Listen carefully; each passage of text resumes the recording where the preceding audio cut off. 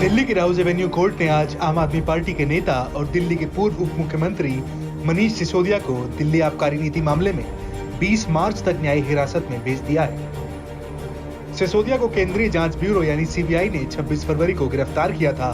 तब से वो सीबीआई की हिरासत में है। सीबीआई के विशेष न्यायाधीश एम.के. नागपाल ने सिसोदिया के उस आवेदन को भी स्वीकार कर लिया जिसमें उन्हें जेल के अंदर चश्मा, भगवत गीता, एक डायरी और एक कलम मुहैया कराने की मांग की गई थी।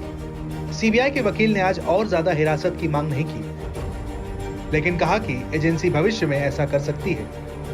ये कहते हुए आप नेता मामले का राजनीतिकरण कर रहे हैं और गवाह भयभीत है। सीबीआई के वकील ने कहा, हम फिलहाल हिरासत की मांग नहीं कर रहे हैं, लेकिन हम भविष्य में ऐसा कर सकते हैं। उनके समर्थक और मीडिया मामले का राजनीतिकरण कर रहे हैं। न्यायाधीश ने तब पूछा, क्या यह हिरासत मांगने का आधार हो सकता है?